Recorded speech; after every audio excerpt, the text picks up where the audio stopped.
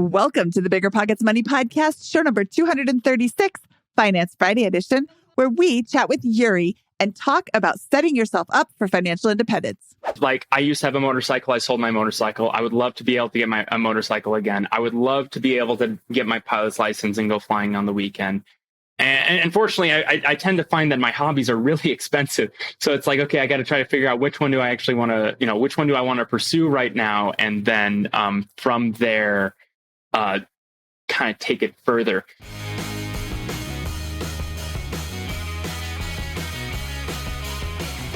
Hello. My name is Mindy Jensen, and with me, as always, is my champion of the people co-host, Scott Trench. Great to be here with my champion of the intros, Mindy. Thank you. Scott and I are here to make financial independence less scary, less just for somebody else, to introduce you to every money story, because we truly believe financial freedom is attainable for everyone, no matter when or where you're starting. That's right. Whether you want to retire early and travel the world, go on to make big-time investments in assets like real estate, start your own business, or crush a pretty good career and build a lot of wealth the normal way, I guess, we'll help you reach your financial goals and get money out of the way so you can launch yourself towards those dreams. I love today's guest, Scott. He is, I'm going to crown him the champion of thinking outside the box.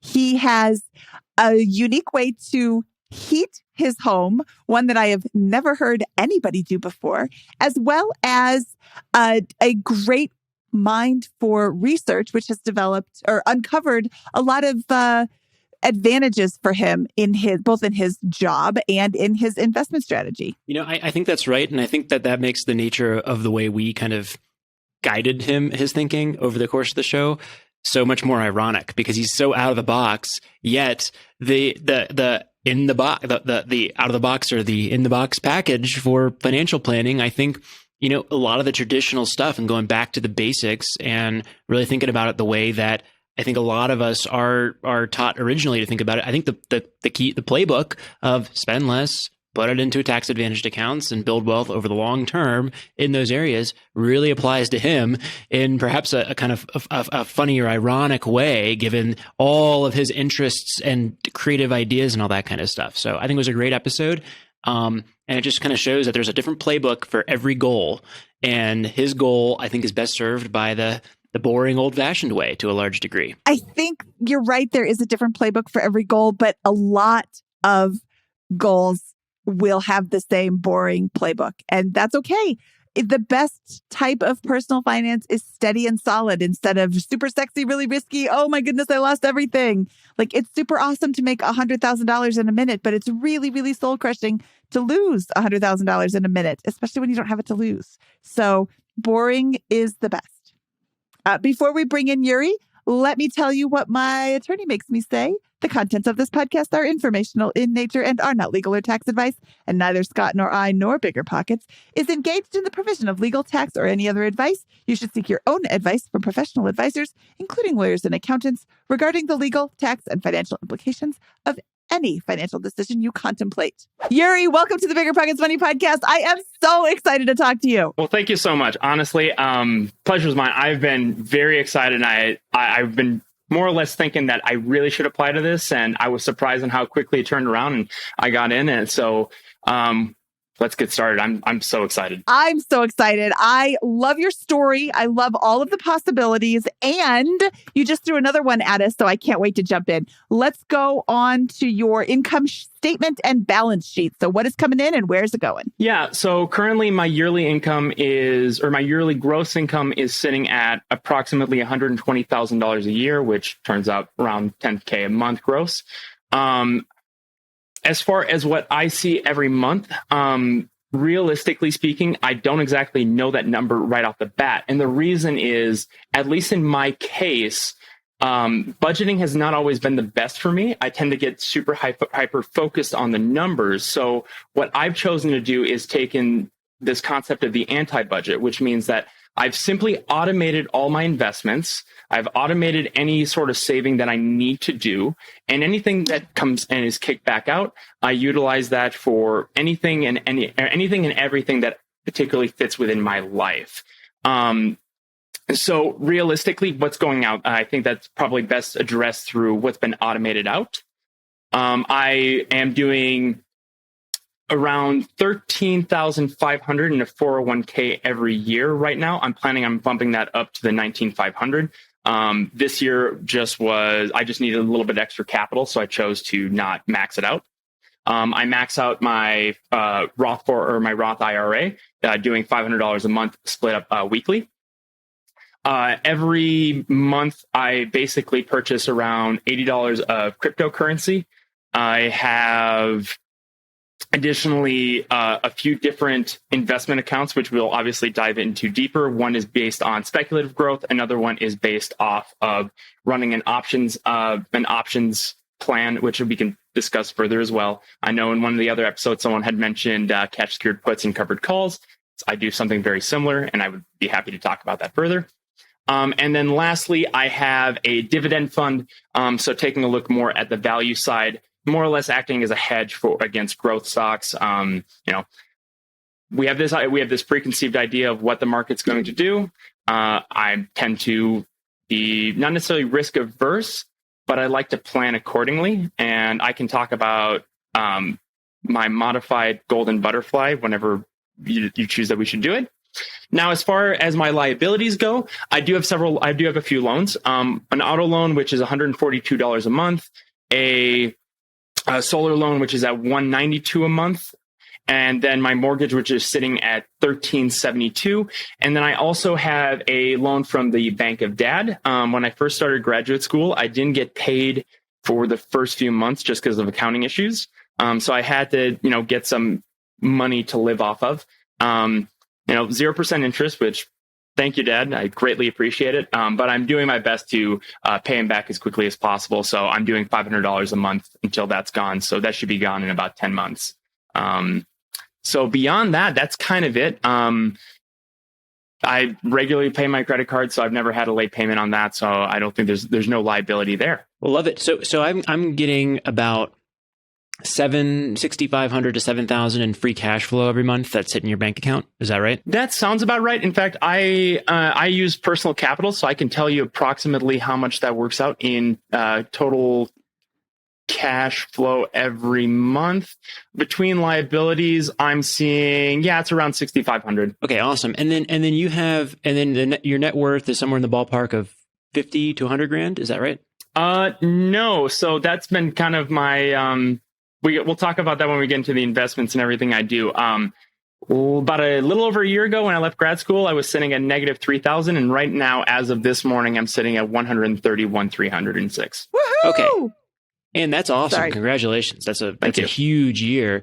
And so we have the investment accounts of like 80 or so thousand. And then we also have the home equity. Is that what's comprising that net worth? Yeah. Honestly, the big one was the home equity. I did end up getting I basically got a fixer upper, and the area has kind of just exploded. I've fixed this place up to the best of my ability thus far. There's still things to do, but, I got it for $250, and right now we're sitting at $302. And where are you located? I am in the rural mountains of California, between Bakersfield and Los Angeles. Nice. Okay, and so what is the goal here? Well, the goal is realistically, I don't intend on retiring early per se. I think my retirement goal is really sitting around 55, at which point I'm too squirrely to ever actually truly want to retire. I think the end goal would be to go and adjunct as a professor at a smaller university and just teach. I thoroughly enjoy it. There's just academia doesn't really necessarily pay, so it didn't make sense for me to try to go down that route.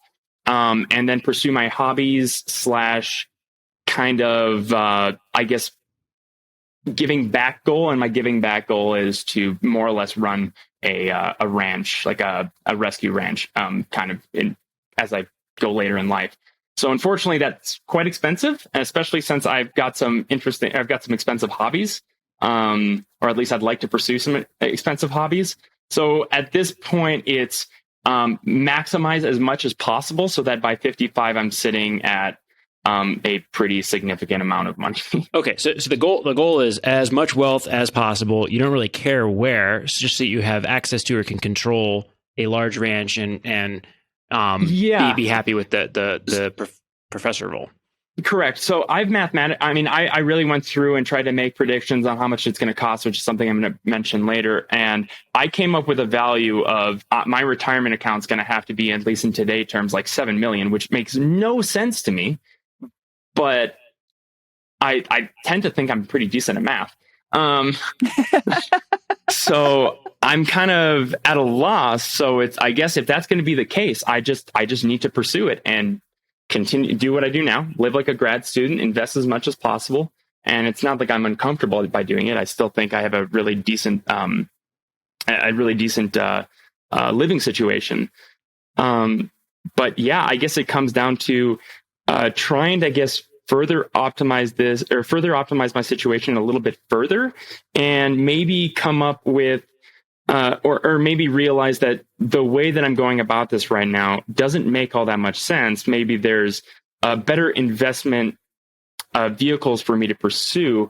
And once those are kind of figured out, then later I can go back and pivot back into the way I'm currently working things out on top of whatever, recommendations you make. So we just want to optimize for long-term value as much as possible and make all the right moves that just lead to the most wealth. You don't really care about cash flow in the short term. You just care about that end state wealth number. Yeah, 55. Absolutely not. I'm incredibly lucky to have gotten the position to be in the position I'm in. $120 a year as a single individual is nothing to scoff at. I totally recognize that. And as a result, it's given me an awesome standard of living. So I'm not necessarily looking to create any more significant cash flow. I don't think it's necessary. And if I wanted to, if I'm being entirely honest, I could just move into a different role at a different company. I've definitely had offers to make significantly more. It's not something that interests me, so I choose not to pursue it any further. So specifically in my case, I work in the space industry, but if I wanted to take all of my knowledge and pivot into defense, I could make probably like 160,000 a year. But I'm honestly not interested in working in that field. Awesome. So yeah, there's a rocket science joke coming at some point later on with this, but that's awesome. So okay. So here's my first instinctive observation. There's 4 levers to build wealth. You can spend less, earn more, create, or invest. Yep. And you are earning a lot of money at your job. It sounds, and to me, and you spend very little. You're generating a lot of cash flow. To me, this one is about an investment approach. Is my instinct in this? Does that sound right, or do you think there's another opportunity in the create or income side that we should explore? There could be some income stuff that I personally enjoy doing, which I've thought of some ideas, and I would love to bounce it off of you. But yes. Looking at the way that I'm investing is realistically probably the best thing to do.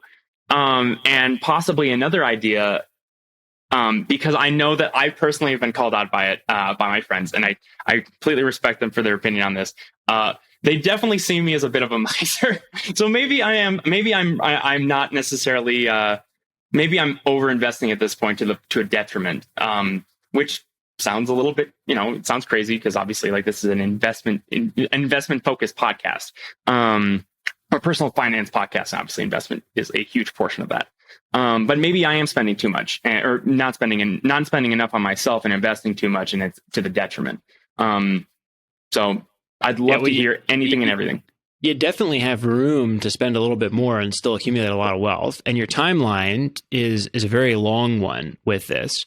So, to me, that says as long as you're accumulating $50,000, $65,000, $70,000 a year and you plan on your income increasing over time, you're going to have plenty of money to invest bit by bit over this period of time. You can probably relax a little bit there, but I don't think that's going to be, that's a lifestyle choice that I think you have a very tight budget from what I can tell here based on what we just discussed. On the investment approach, my first observation is you have a lot going on and you are very diversified. Is that fair to? Yeah. If I were to say that any one investor is an inspiration for how I go about things, I'm a big fan of Ray Dalio. So, uncorrelated or statistically uncorrelated assets are king in my eyes. So, yep. So my observation on that would be to think about a completely opposite of that. And here's why, right? I love diversification and doing that if you're managing a large amount of money and the goal is not to lose a lot of money. But you're guaranteeing yourself the point of diversifying is to not have a large loss or not experience a lot of volatility. And you just told us that your timeline is to build the maximum possible wealth 30 years from now. So if you say, hey, this portfolio is going to generate 8%, I don't know, or 7% in a very kind of predictable, low volatility way, you're guaranteeing yourself a 6 or 7 or 8% return instead of the 10% that would just be straight up from index funds. I'm making that up. You might have a different assumption about your portfolio. A real estate portfolio, if you're constantly leveraging or whatever, might be able to earn 15, 16, 17% with some volatility and those types of things. And so what I would actually encourage you to do is think through each one of your investment choices or the investment options available and say, what's the best one?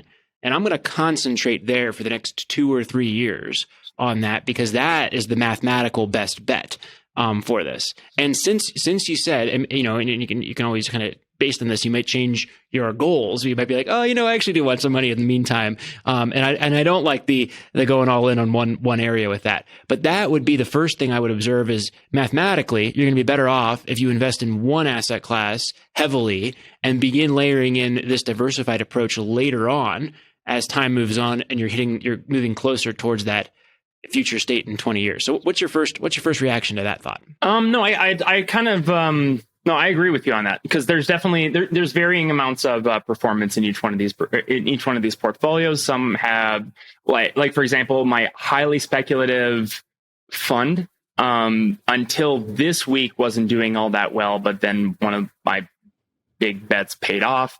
So that's not the case anymore. But yeah, realistically, I don't like my super speculative accounts probably could be untouched for at least for a little bit. Because realistically, if I'm taking a look at what has really skyrocketed my portfolios, it is more or less taking, your more traditional index fund style. It's just had obviously the S&P's had an incredible last year for obvious reasons. But that being said, I've still sprinkled in some little odds and ends that I felt very strongly about and had good conviction. And I brought it up, like the S&P last year did 33.5% and I did 52% with all of my accounts combined. But obviously I had some drag weight. So yeah, no, I completely agree with you. Realistically, I think that if I were to chop out one of these accounts and take whatever funds I'm putting in there and transferring them elsewhere, more specifically, likely real estate, as I had kind of, pre-show brought up, that would probably be the where to go to try to maximize the returns. So, that's a very good point. I just encourage you to say, yes, which one of these areas do I believe is the best? It might be real estate. It might be stocks. It might be one of these option or creative things here. It might be your speculative fund with that. But like you're clearly capable of making that assessment for yourself about which asset class or which investment approach you think is best over a long period of time, which is 20 plus years with that. And I think if you stack all your chips into the one that you think is best, especially in the first couple of years, that's the mathematically right approach, right? It may not have the right outcome. You might be wrong with that, but you want to get to $7 million in 20 years, you got to make some mathematically correct bets and I think dump it in there, or you need to just earn a tremendous amount of money and dump that into something that's very passive and stable with that. So those are both viable options. If you do both, you're probably even better off. But that's my first observation about your investment protocol is I think you have really done a lot of research and thought through all of these things. And I think that because of that, you're actually diversifying yourself away from probably the best one of that. And that's where and that's a scary, thing. But I think that diversification is wonderful. Once you're wealthy. No, okay. That makes sense. I don't think we have congratulated you enough on turning your personal situation around from negative 3,000 to positive, what was it? Positive 131. So first of all, I'm going to say good job, Yourri. That's awesome. Yeah, that's awesome. I think that's one of our big downfalls of this Finance Friday is that we don't congratulate the guests enough for getting themselves to this position. So you're doing awesome right now. Thank you so much. But to be fair, being in school for what is essential for almost a decade tends to slow you down a little bit. Well, but you're still there. Hey, there's a lot of people who are 28 years old who weren't in school for a decade and they don't have 131 in net worth either. So you're doing good. Take the compliment. You just say thank you. You mentioned that you really like your job. You could go in another direction and make more. Are there any opportunities for contract work? Like I just said, you're 28. I know that you're not married and you don't have any kids. So right now is a really great time to put in some extra work on the weekends and really crank up the investments. So yes and no. Working within my field would be very difficult, and that's where the real money would be. If I could, do any sort of weekend consulting, that would be best. But because of conflict of interest and not being able to necessarily, it falls in this weird zone of I could put myself into trouble if I really wanted to go for those maximized returns from consulting. The aerospace industry is pretty well controlled, and specifically if you work in anything ITAR related, and engineers out there who know what ITAR is, it's international trade of arms. So anything rocket related, you don't want to get yourself in trouble. That's a great way to end your career very quickly. Definitely not suggesting that. Are there any consulting opportunities outside of the space industry that could generate some income? So that's a good idea. That's a thing that I've tried to come up with, and I did come up with a potential side business, which I was going to try to get some thoughts on. Working within my own industry or tangentially might be very difficult. I think what I could make realistically is maybe like part-time work, trying to help people with like mold design and things of that sort. And mold in the sense of like casting things, not like the stuff that grows in your walls.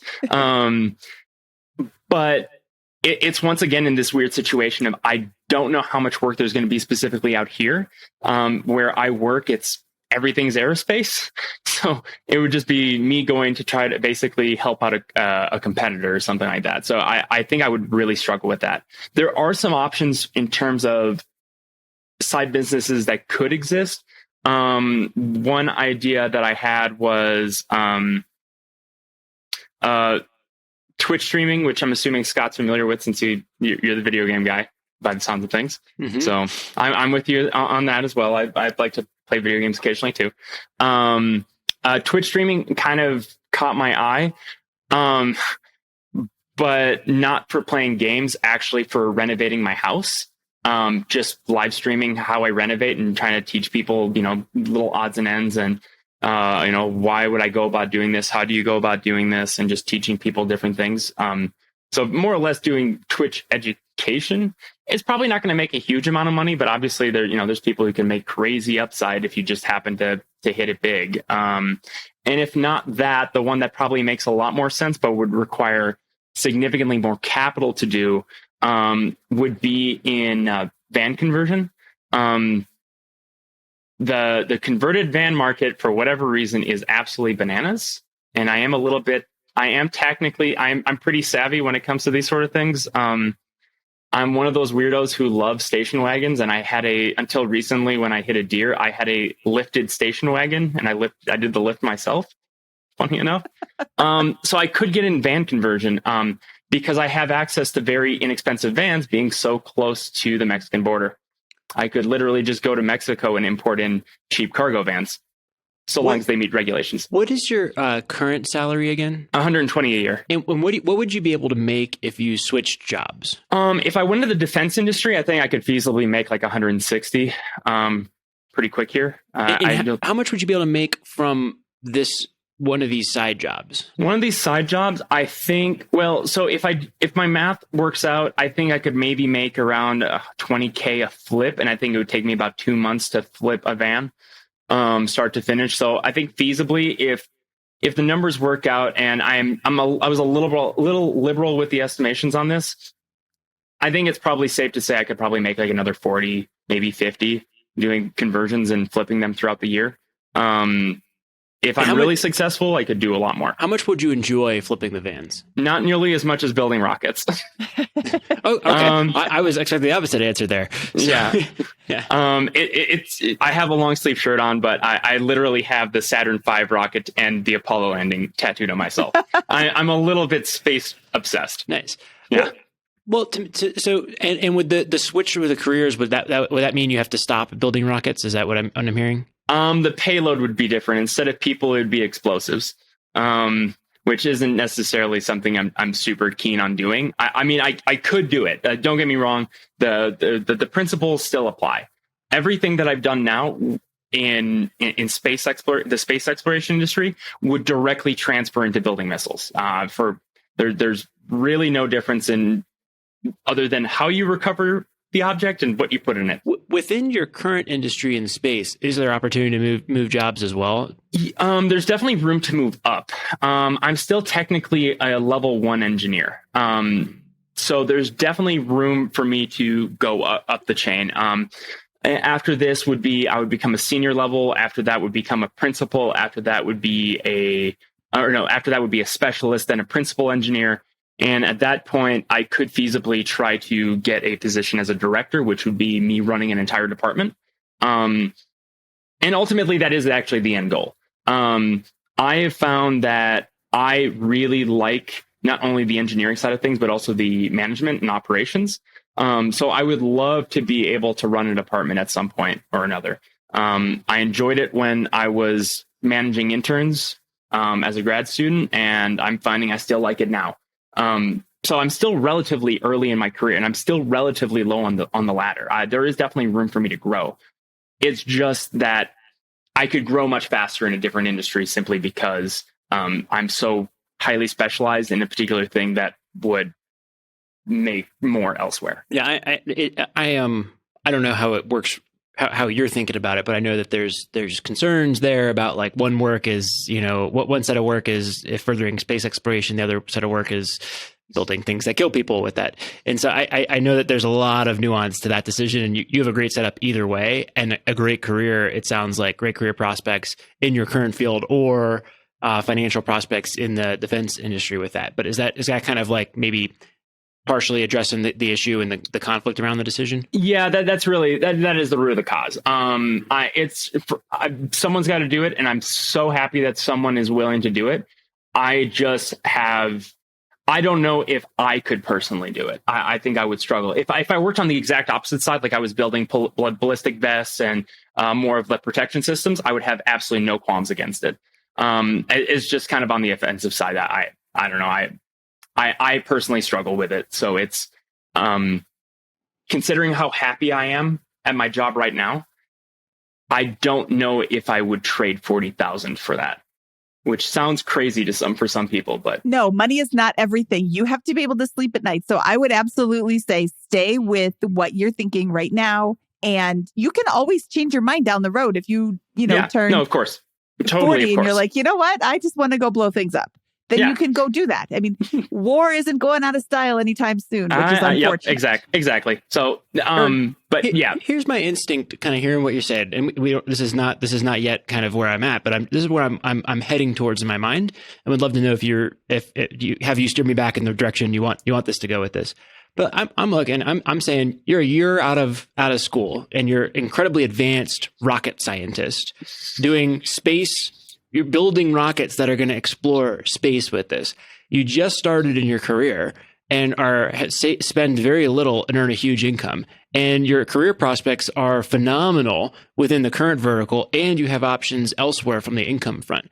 And to me, that just says like flipping vans on the side while building rockets doesn't seem compatible to me on the surface. It seems like It seems like not unfortunately, but kind of unfortunately, like the game plan is you've won. The game plan is there. You spend very little. You build rockets. You're very confident in your career prospects, and it sounds like you should be.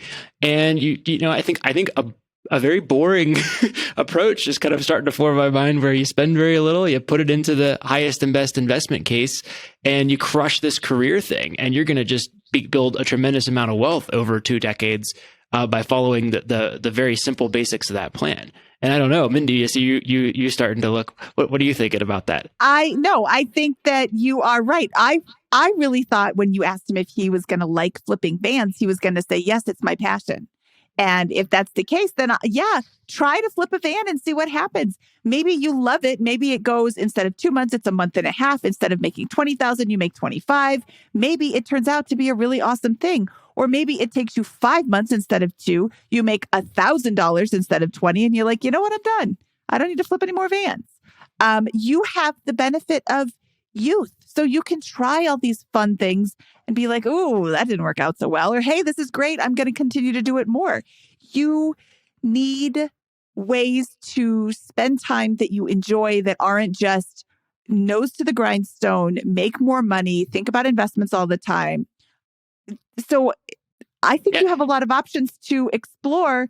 And I would not say change jobs to make $40,000 more in an industry that does not make your heart sing. Yeah, well, it is just like you have every option available, and clearly are just abounding with intelligence and eagerness to learn.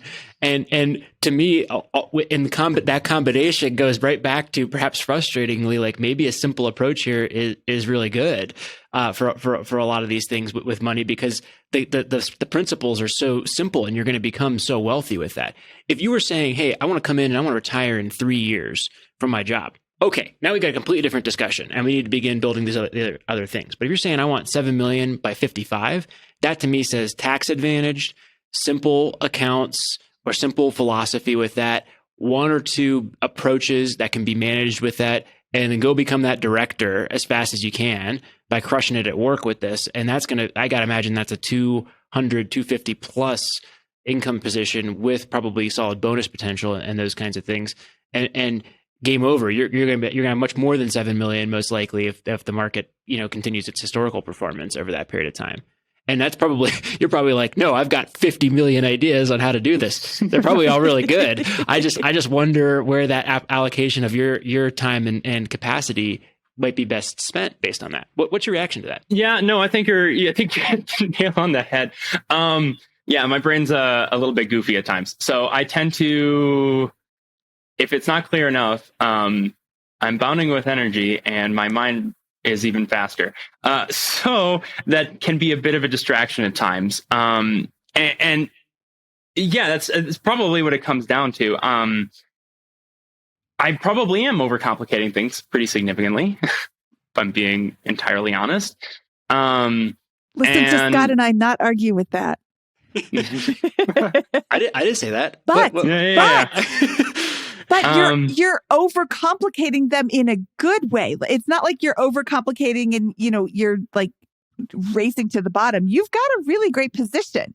It's just, let's free up your mind from your investment strategy so that you can focus on flipping your vans. Yeah. And there's other, like, I think I mentioned in my application, there's certain projects that I have that I want to, like, or there's certain things I want to pursue.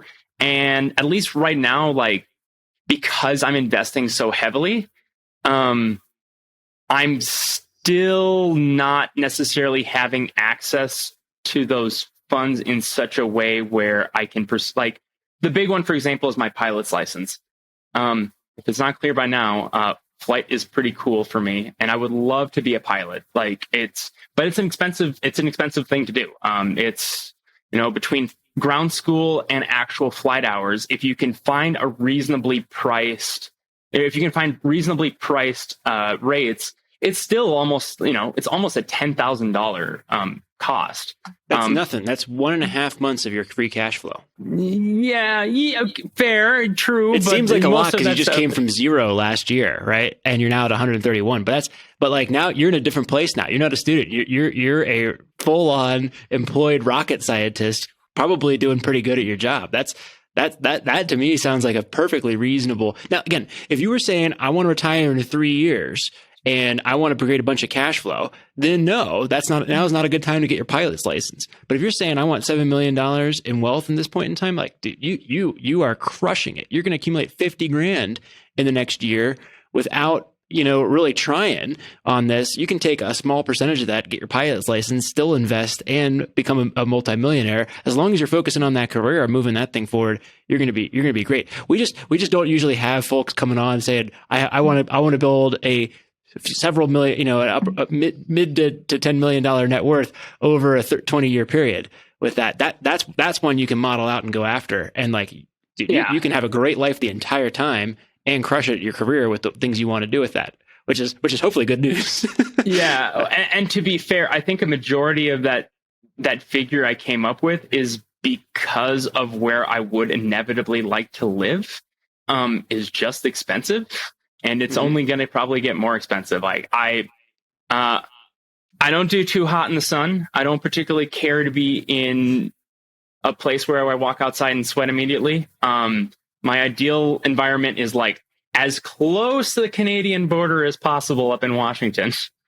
And as it turns out, real estate up there is really expensive, like crazy expensive. And I think I came up with that number simply by taking, an average 3% inflation, which seems to not probably going to be the case. So that always is a little bit concerning.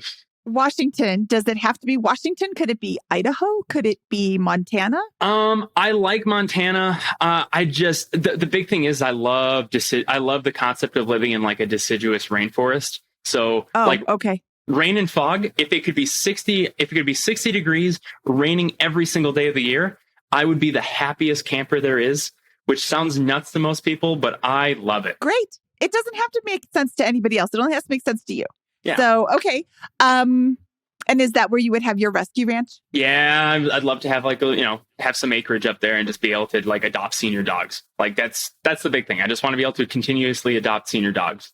I've already got one senior right there and then the puppy over there. So I see your goal of 30 years from now having $7 million as unless catastrophic events change the course of history, a no-brainer will absolutely happen. And most likely, I can't say absolutely, will most likely happen. And most likely you will have way more than $7 million. Yeah, as long as you keep your expenses reasonably close to the control level you have right now as you scale that income, I completely agree. And so backing into like an investment approach that's very simple around that, you might consider saying, I'm going to take the 401k match. I'm going to go back to the basics of like tax advantaged now with that, right? Like, yeah. Do you have an HSA? Can I maximize that? Then do I have a 401k match? Then do I have a Roth option that I can do with that? Then do I have a 401k option with that? Then after all of that, you're gonna accumulate 75 grand this year, based on what the profile you just said. 6,500 times 12 is what? You probably can do that faster than me. That would be actually no. I'm surprisingly I need a calculator. I'm good at math, but I need the tools. My brain doesn't work that well. So 78K, right? So if you do some tax optimization on that, you get a match. I imagine you have good benefits as in your profession with that. So you go through that. You're probably after maxing out the 401k or Roth option if you worked with that, and a personal Roth if you do the 401k through work, for example. With that and the HSA, you'll probably be left over with $40,000 to $50,000. You can take 10 of that and get your pilot's license next year.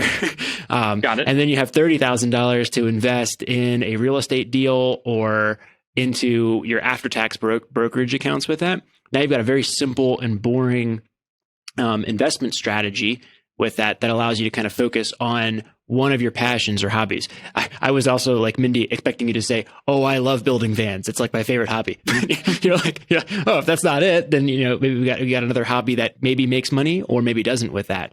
But that would be kind of how I would be, how the situation presents itself to me. And that tax advantage is probably going to be one of a really good option, I think, unless you have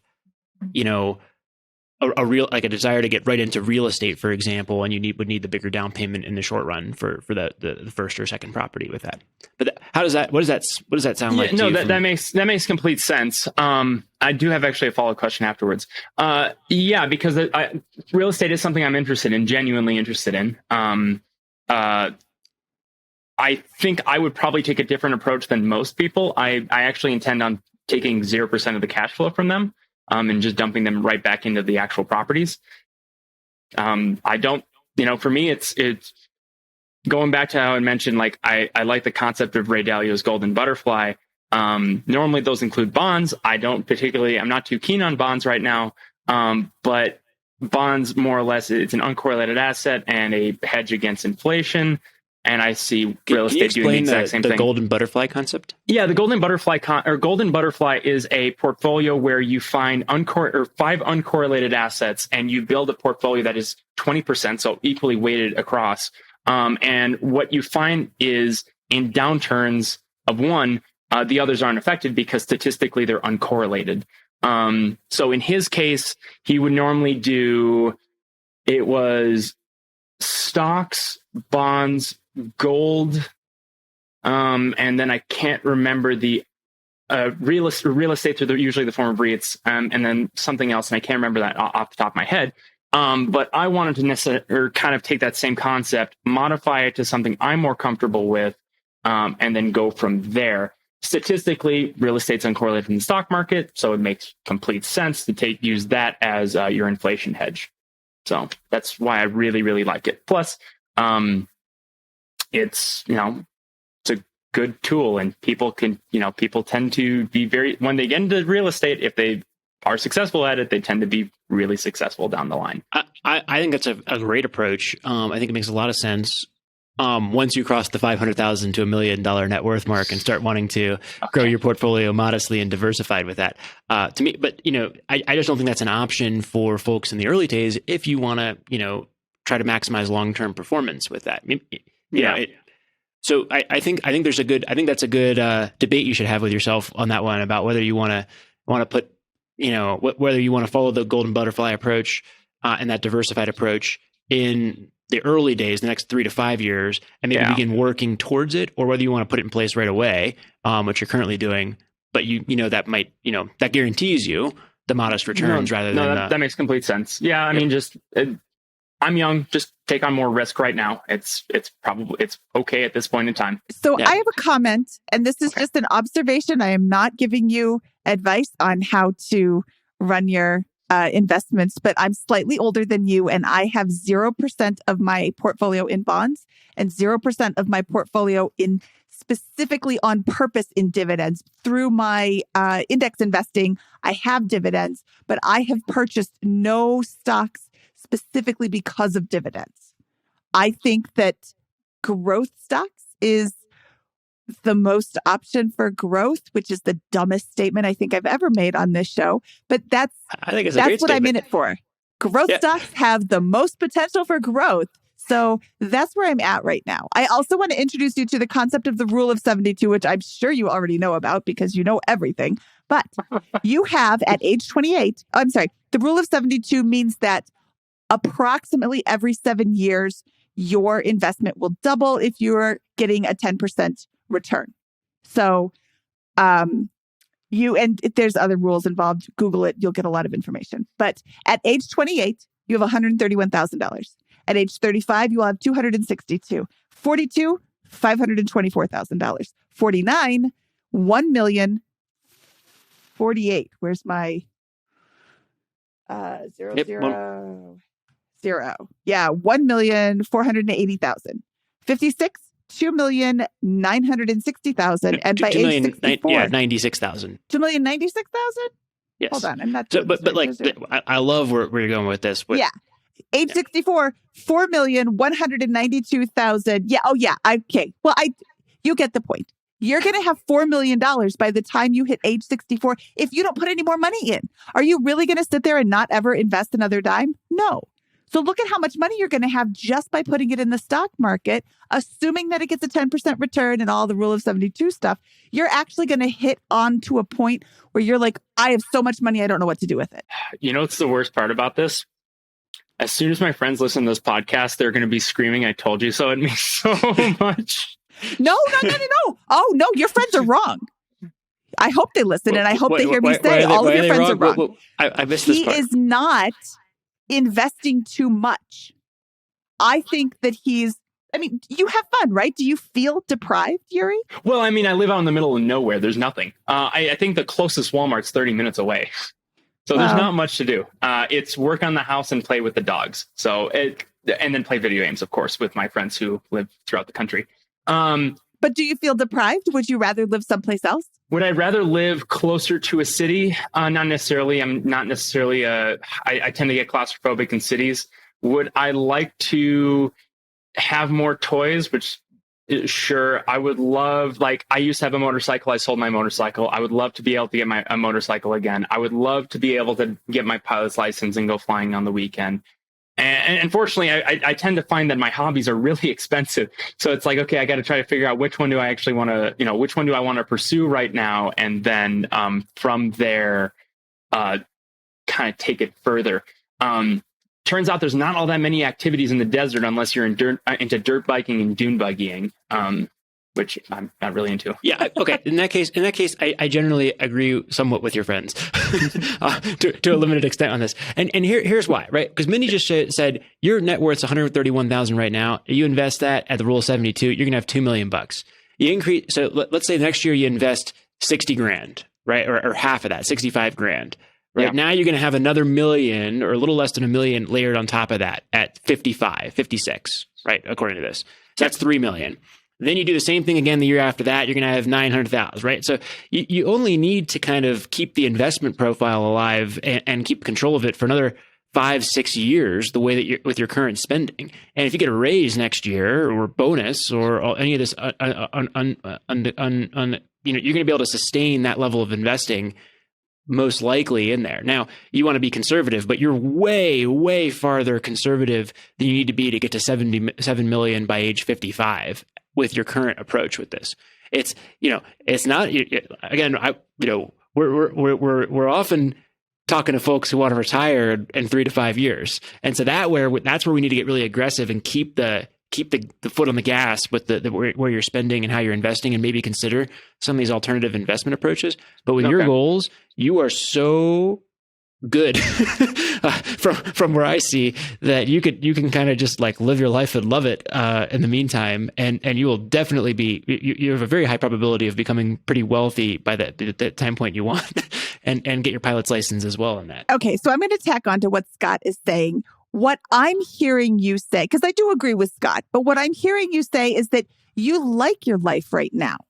I think that you can go out and get your pilot's license at the $10,000 that it's going to cost, and you're not going to derail yourself from your future goals. I think you can go and get a motorcycle. You can get a really great motorcycle for sub 10,000, right? Yeah, but knowing me, what I'm going to do is I'm going to go buy a beaten up one and then fix it. Okay, so do that. Yeah. And then you have your motorcycle. You can fix it up because it's fun. You get your pilot's license. You can go around and fly. But I hear Yourri saying that I make this much money, but I spend this much money because that's just what my life spends. I don't spend this much money because I feel deprived and I'm hoarding away every single dime, trying desperately to get to $1 million so I can retire tomorrow. Yes and no. I would say that if I knew that I had more flexibility, like if I knew that the way, I could invest half as much and still meet my goals, I would invest half as much. What would you do with the other half? I'd just probably take more trips. Like I have not flown out of this country in over a decade, which sounds crazy. Because I have family in Canada. I'm sure you're more than capable of this. So go. I would do this following the call. Take a spreadsheet out and put in a stock market index return number of 8%, something really conservative, or 7%, something like that. And and say, here's what my current net worth is if I just put it into an index fund at 7% or whatever toggle number you want with that, right? And then say, if I invest this much per year, where am I going to be at age 55? If I invest this much per year, what am I going to be at? how is my salary expected to change over that period of time in my investment? Is, because if you're able to invest, 65 or 78 this year based on your current profile, if you drop that down to 50, and that gives you $28,000 more dollars to spend this year in fund money, whatever, which is going to seem like a lot, I'm sure, with that. And then next year, do you get a raise? Or the year after, do you get a raise or a promotion with that? And so can you sustain those types of things? I think you're going to find that your net worth is going to be so far and away beyond that $7 million mark in a lot of those models that you put together, as long as you sustain a $50,000-ish or $30,000 to $50,000 level of investment, that you're going to be like, oh my gosh, that number is way higher than I really needed to be with that. And that, I think, will be very freeing for you, because that's super simple, and you can just think about it like that. And then you can have as much fun as you want putting together the other parts of your investment profile with other portions of that. But if you just stick to one formula, for example, like that, I think that will be very freeing for you from a mental standpoint with that. Have you done that exercise? To the nth degree and further. I actually have the spreadsheet up right now. It projects everything from every single year all the way till my age 100, assuming standard returns. Where are you at 55 in that model? If I continue what I'm doing right now, let's see, 55 year of... I love this. This is awesome. Oh, I have the same thing. My net worth in that case is 6.4. Really? How much are you investing per year? Exactly as I am right now, but the other assumption I made is a 1.5 a wage growth of 1.5% per year. And then I also assumed that's what's killing your model is your 1.5% wage growth. What is a more realistic number there? And I know we don't want to we're not going to plan aggressively, but like, yeah, I mean, it kind of depends. And that's the real question, because I don't necessarily know, because I've been in the workforce for exactly 1 year. So I actually don't have any sort of reference to it. And last year, at least with my work, I got a cost of living adjustment, but not necessarily a raise. And the reason being, they couldn't offer it to somebody who had been working there for 6 months. So I haven't necessarily had technically a true raise yet, simply because I hadn't been in my job long enough. Come January, that'll probably be different, because my personal opinion, I've knocked it out of the park where I work, and I've taken on probably more responsibility than I should have, but I still, swung it. And that at that point I'll be there for a year and a half. So at that point I'll be able to take a look at this and, readjust accordingly. But I think you can do some research around people who have been in the profession for 3 to 5 years and form an opinion about where you benchmark against some of those folks and put that in. And that like it just doesn't seem like, to me, with your ambition level and the way you're self-assessing, unless you're wildly off, which seems unlikely in this, that you're going to be earning the same level with this. You are in your first year in your career in a high demand field with that. There's no way that the salary figure doesn't start with a 2 in 5 to 7 to 10 years. In my opinion, that seems unlikely in this field, right? My projections for 55, if I that 1.5%, I would end at 182, which might not actually be super necessarily far off. My dad's 55. I know how much he makes. He's 55 in this year. He's not going to be 55 True. in 30 years from now. Totally, I would guess. I would use 3 to 4% just for cost of living. But if you're already knocking it out of the park, and by the way, I recommend that you start a document right now that says all the things that you have done. And as you remember what you've done, add to it, because sometimes it can be difficult in the spur of the moment to remember exactly what it is you've done over the course of the year and a half that you've been there. But that's a side note. I think cost of living is 3 to 4%. So knocking it out of the park, I can see you getting a 7, 8, 9, 10% raise. I don't know anything about the space industry. I don't know if that's realistic, but if they...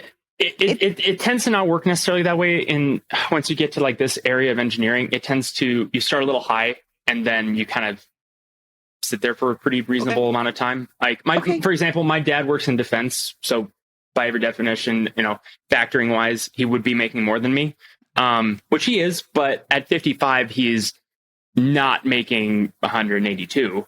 So that's where I'm kind of, unless I really take the step toward trying to do more managerial. If I take the more managerial route, I absolutely will be making more than this. But if I really am dedicated towards staying in engineering, engineering actually plateau. Like you start high, but you tend to plateau, and that's kind of the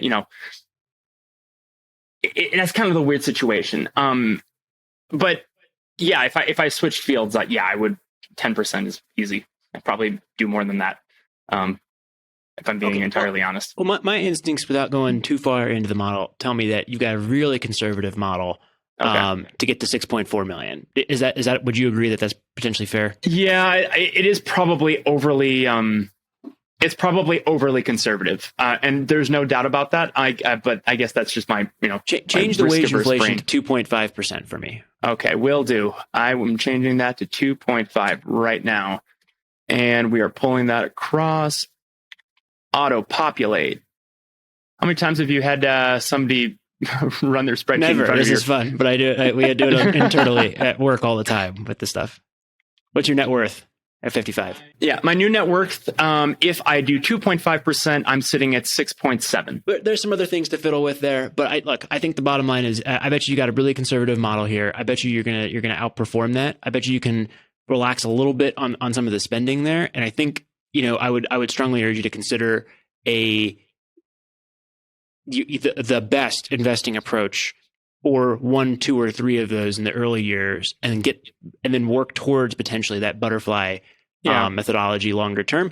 Look, that may have a bad outcome, right? Yeah, It may underperform, but mathematically, I think you'll agree that makes more sense.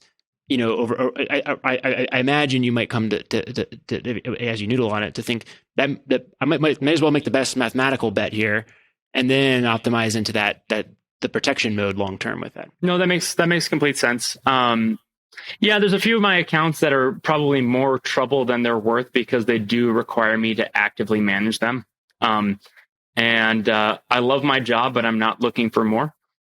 It's really sometimes what it comes down to. I'm looking for investments, not additional work on my plate at times. If things don't work out there, you can always go to Southwest, since you're going to get your pilot's license next year. Yeah, there you go. Exactly. I'm going to tell you, they make a little bit less than you do. You know what? I could feasibly, though, you could be a pilot and then go into crop dusting, because it's an agricultural area, and that you could actually make some pretty insane income doing that. Well, I know Mindy had 2 topics you wanted to get to here in addition to what we've discussed here. Yeah. So should we dive into those, Mindy? Yeah, let's dive into those.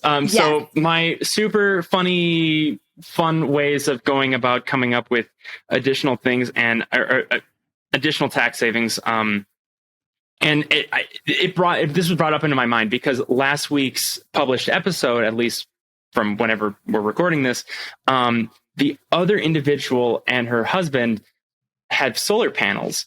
And it's not the only time I've heard people say that they have solar panels and a solar loan on the Money Podcast. And time again, no one ever mentions it. But technically, if you live in a state where you do a credit exchange with the utility company, you're creating a transaction. And because you're creating a transaction, that solar panel system can technically be written off as a business expense, and you can do MACRs on it, or rapid depreciation of an asset. Which means that not only can you get your 26% credit from when you purchase it, but you can additionally then write off in deductions 80% of the value on top of it. And so if you're in a high income tax state like myself, it actually, even though your loan amount might seem high, there's a good chance that you actually recover it on the backside.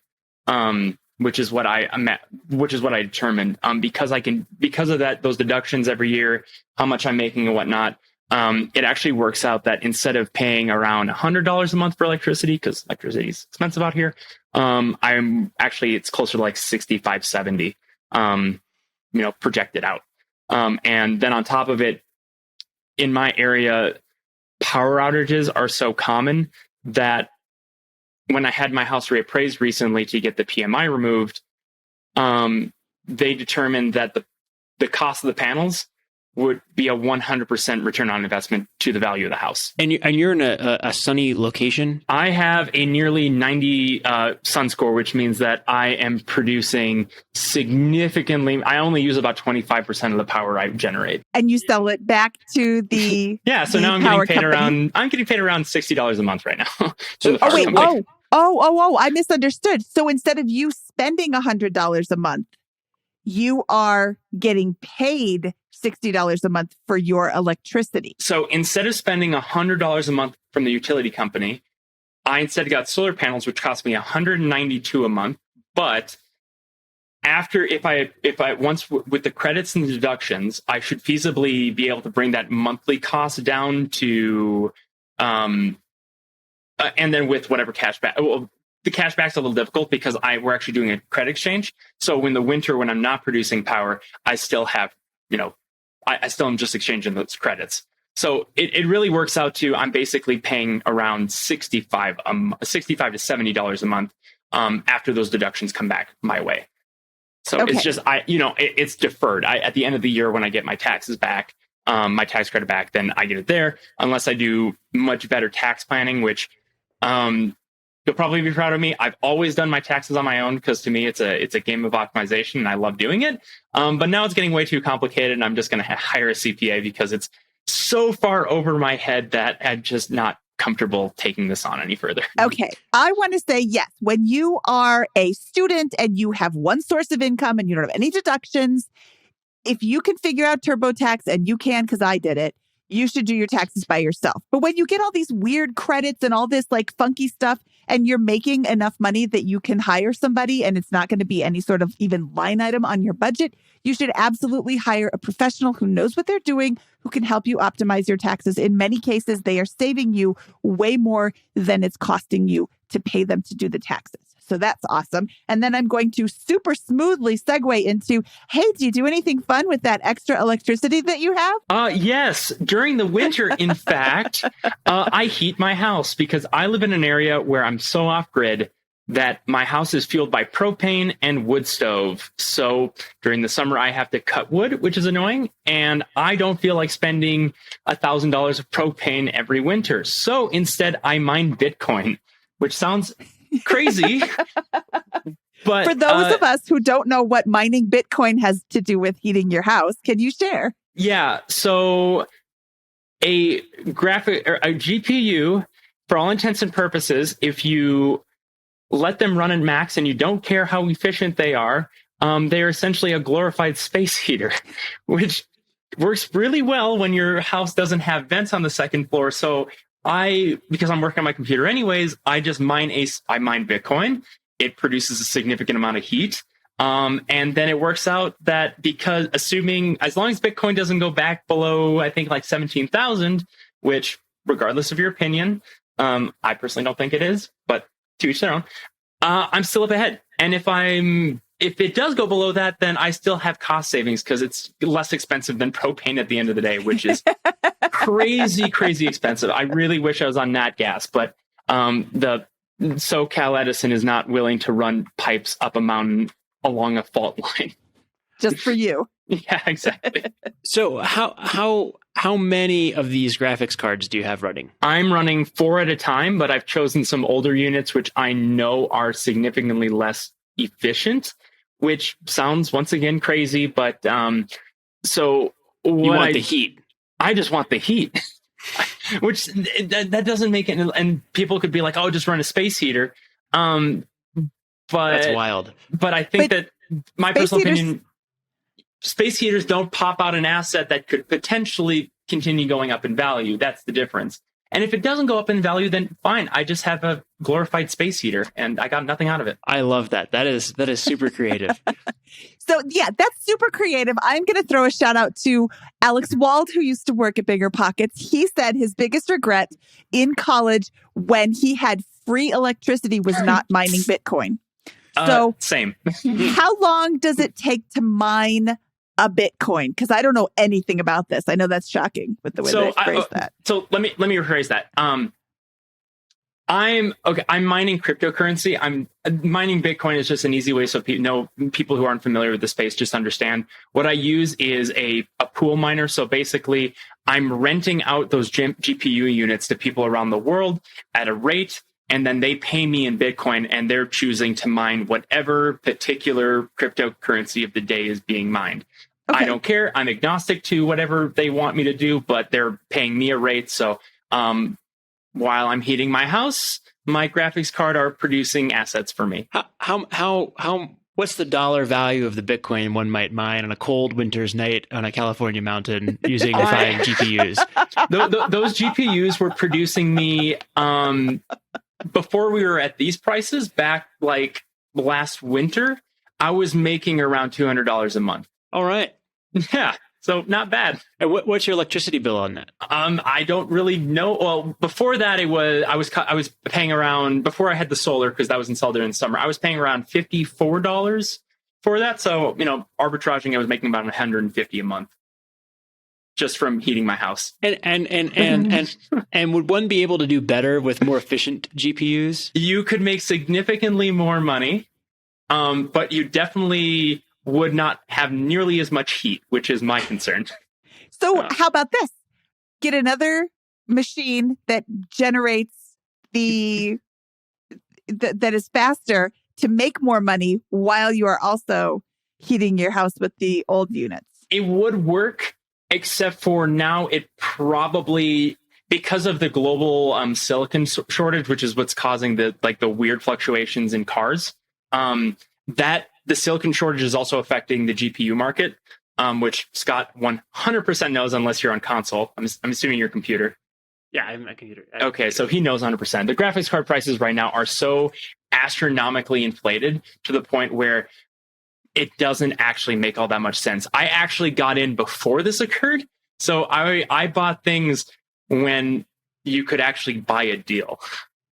And if you think like the real estate market's hot, the GPU market's even worse. So, if and when the prices go down 100%, I'll probably flip out my old cards for more, for newer ones that are also sort of inefficient. Unless I decide to come up with some other ingenuitive thing, like, I don't know, maybe I'll start manufacturing methane or something crazy like that. I'm just making my own gas. Because that's something that I would do in my garage. Wow. Scott's like, I don't know what to say.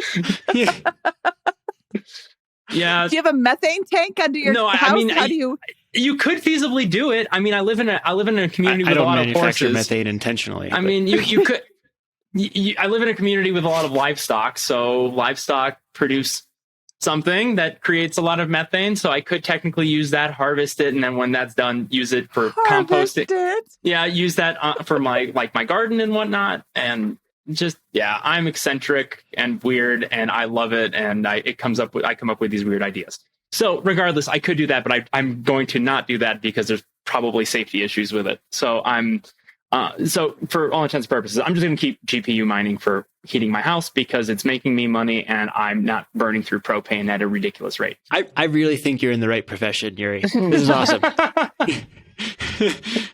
I hope I am because I spent 9 years in school. Well, has this been helpful to you so far? So full disclosure, I think what I'm going to do after this is take a day to sleep on it, think about it a little bit further. I've been taking notes the whole time. So I think at first glance, probably what I'm going to do is simplify the approach a little bit for now. I think you are right. I'm young enough right now where, taking on some of these risk protection measures that I have, even in a massive downturn, let's say, March 2020 happens again, it probably doesn't even matter for me. So I can probably take on some more risk and start addressing some of my more interesting investment thoughts. The big one being that real estate investment deal that I've kind of got in the pipeline, and kind of pursuing that. Because it is something I'm genuinely interested in. I love building systems. I mean, it's if it's not kind of clear, I love building these sort of things. So building up a team and trying to create that, I think, is something that I'm going to, not only is it going to build my wealth, I think I'm genuinely going to enjoy myself, which is, if your fund makes you money, then why not? So I think it probably does make sense. Plus, if I do start taking on some of these larger deals, I'm pretty dead set on doing it without a partner, which means I'm on the hook for the capital, which that is going to be quite a bit. So I'm probably going to have to start realizing that and planning a little bit better ahead. So yeah, Scott and Mindy, I think I did pull from this, which is I'm probably being a little too risk averse, which I probably don't need, because I'm young enough and I'm in demand enough where this stuff, it doesn't really make sense for me to be doing this. I think that's a good takeaway from some of this. I think if you need to catch up, you always can with that. But I think your salary is, I'm still skeptical a little bit of your assessment of the salary situation, because I feel like 3 years in, 5 years into this, there's probably a good chance you're going to do pretty well and be in, I would imagine, in demand. Although that could be wrong. And I think that you're going to be happier with your life over the next 15 years if you get your pilot's license now, rather than kind of stockpile that into the next investment with that. There may be an investment or something with that as well. So I think you're just crushing it right now. I need to take a step back and say, I am crushing it right now. I'm going to be very wealthy.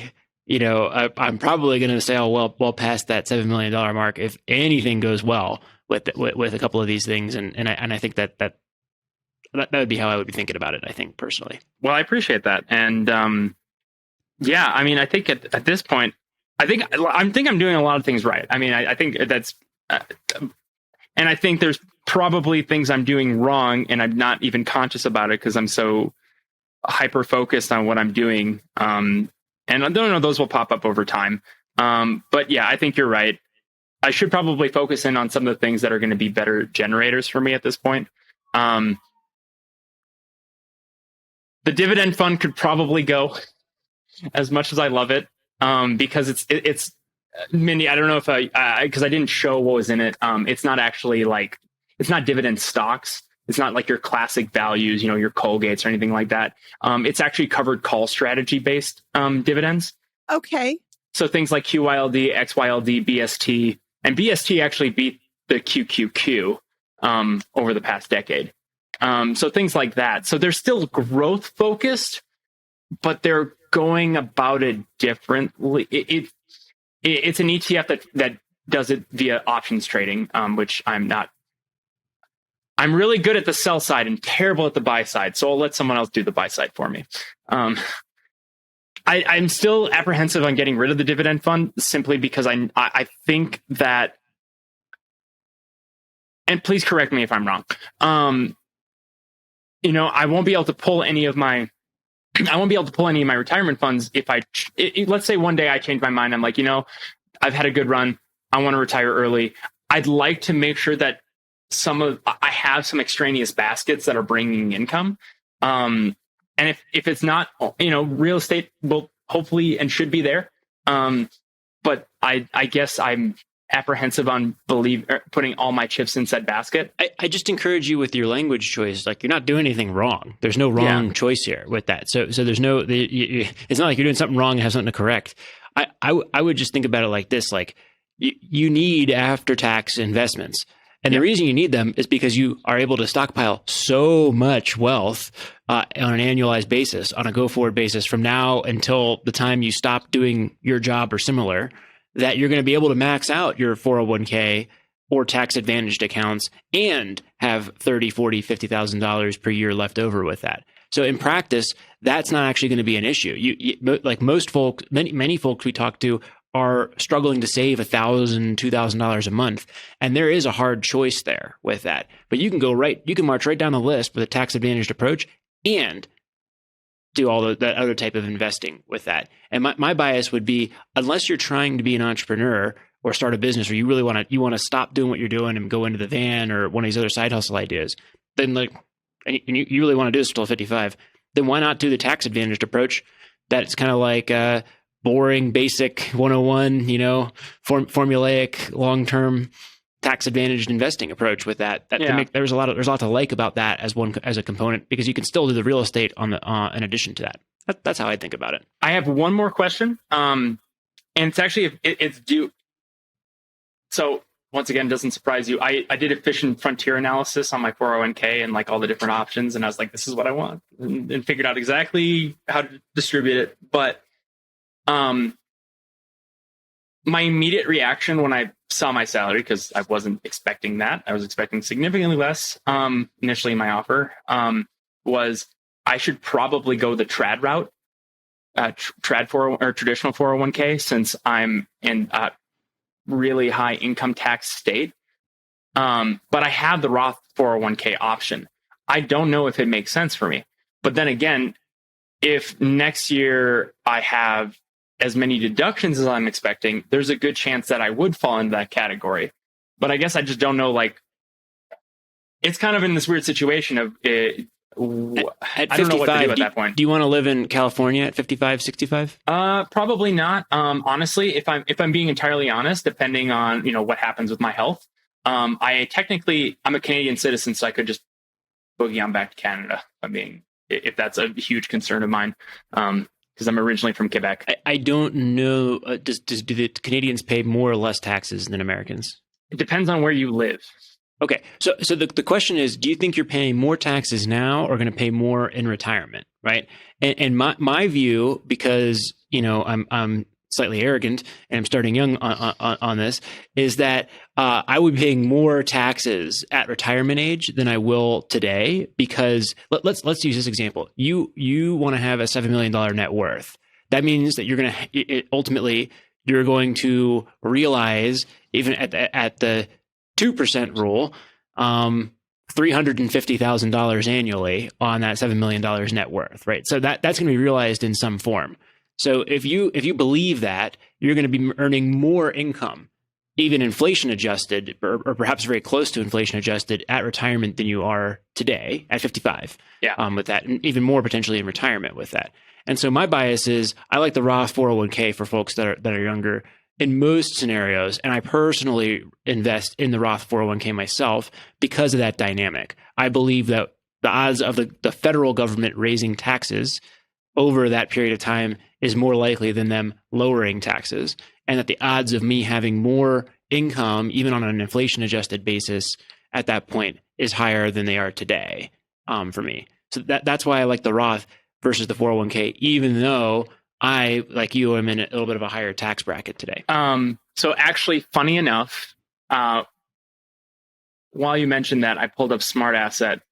So if right now my effective tax rate is 30.34% where I live, technically a little higher because I also have restricted stock units, which technically kind of sort of fall in income, but I don't consider them because that's an asset I just don't want to even deal with because, it's directly tied to my work. So, I just don't consider that. If I move up to Washington, I will have the exact same effective tax rate if I'm making $325,000. So nearly triple the income, I'd still be paying the same in taxes. Or at least effective tax rate. Well, so in that case, you might have a decision there where you're like, you know what, it's just lower risk to put the money in the 401k right now and think about rollovers or whatever it is later on. So it could be that there's enough nuance in your scenario where that's true. So that's interesting. Darn, that was something I was hoping you'd have a really good idea on because it breaks my brain. I think it might just be California taxes. And sometimes it's 6 of one, half a dozen the other, right? Oh, go ahead. Yeah. Sorry, Mindy. No, that's fine. I'm going to invite you to listen to episode 200 with Kyle Mast again, because he's a CFP. In that episode, we asked him Roth versus traditional, and he said he likes the Roth right now for as long as you can qualify for it, because he thinks that we have been writing big checks in the last year to help Americans get by during the pandemic. We are going to have to, at some point, pay for that program, pay for the additional programs. And one of the easiest ways to make cuts is to cut something like the Roth option. he doesn't think that they would touch any existing Roth accounts, but that going forward, it wouldn't be allowed, or it would be like off the table, or, reduced or something. So contributing while you have the ability to contribute to a Roth could make the decision easier for you. And he's, of course, very smart and explained it way better than I did. But that was the gist of what he said. So okay, that makes sense. And another way of thinking about it, too, in the same vein, is you're going to pay for it. You can cut the Roth, but you can also say, we're going to raise taxes or we're going to inflate, right? And either way, the Roth becomes the winner unless the tax brackets move as part of that, right? And so that's another one to think about. Okay, I think that'll be another change. It's easy at work. I just, quickly pop into the Oracle system and then just do the quick change. So that's something I've been wondering about. And my loose research came to the conclusion that maybe trad was just the better option for now. And I wasn't 100% certain with it, but then I listened to more personal finance stuff and I was like, I should probably just do the Roth. I should probably just do the Roth regardless of how much I'm paying. Okay, well, perfect. Thank you. Yeah. So listen to episode 200. And let Kyle give you the rundown. Okay, Yourri, this was fantastic. This was so much fun. I'm excited about the solar panel thing because we're getting ready to put solar panels on our house. And I know I have credit exchange with my utilities. So I am going to, this is a research opportunity for me to look into that and see what options are available for me. So thank you so much. And the whole Bitcoin thing to heat your house is like the most ridiculously fabulous idea ever. I love that. Yeah, that's awesome. But I really do appreciate your time today. This was so much fun. And I know that people are getting a lot out of it just by, that's an option. I've never thought about that before. Here's other ideas that I can think of too. And I really like the spark of the outside the box thinking that you created. So thank you very much. Well, you're rocking. You're very welcome. Thank you so much for the assistance. Okay. And we will talk to you soon. Will do. Holy cow, Scott. That was Yourri and his amazing brain and his super think outside the box mentality and his I'm going to crush life story. What'd you think? I thought it was great. I love the energy, the passion, the thoughtfulness. He's clearly dived very deeply into a lot of these areas of finance. He's clearly got a lot of ideas. He's clearly got a great start to his career. He's going to be very wealthy, and his goals are super compatible with long-term financial planning and those types of things. And I think he's going to be very successful.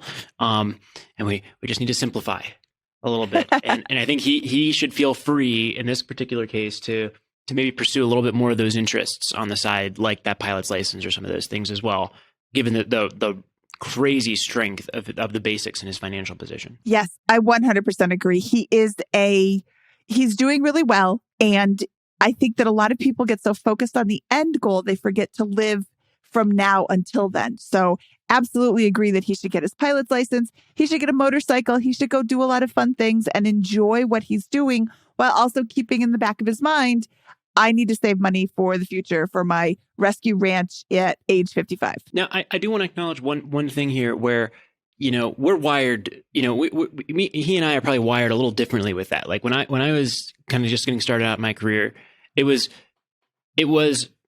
consuming to a certain extent. I wanted to become financially free early in life. I did not want to amass millions of dollars by retirement age and realize them at that point. And so I took a completely different approach and was all out and deprived and went after it. Not deprived, but like certainly had a very low cost, very frugal lifestyle that was much even tighter than what Yourri describes here in a lot of ways and that kind of stuff. And that was appropriate for me at that point in time. So it's not wrong. It's not right for any of these approaches. And that approach can get you to something that's, beyond that, or passive income exceeds lifestyle expenses sooner in life. But it's not necessary if your goal is not what my goal was with that. And I think that highlights that and where that extreme factor is very powerful if you want to get over the hump as soon as possible to financial freedom. But if that's not your goal, then don't do that because it's not, that's going to set you back in some ways. You know what, Scott? That's a really good point. We also pursued, once we discovered the concept of financial independence, we pursued it very vigorously. And what's the difference in one more year of work with a much more enjoyable life along the way? We don't spend a lot of money anyway, so it's not such a big deal for us. our life wouldn't have changed so much, but we would have stopped the hard slog. And even now, I'm constantly telling Carl, just slow down, just take a breath, just stop. So I think we're finally starting to figure it out. But yeah, definitely don't forget to enjoy life. Yeah, I think we just hear all these stories, and like that sense of urgency is so powerful in a lot of ways. But if it's not your goal, don't do it because it's not necessary in cases like Yourri's. Exactly. Okay, Scott, should we get out of here? Let's do it. From episode 236 of the BiggerPockets Money Podcast, he is Scott Trench, and I am Mindy Jensen, saying we'll be back in a pinch, Finch.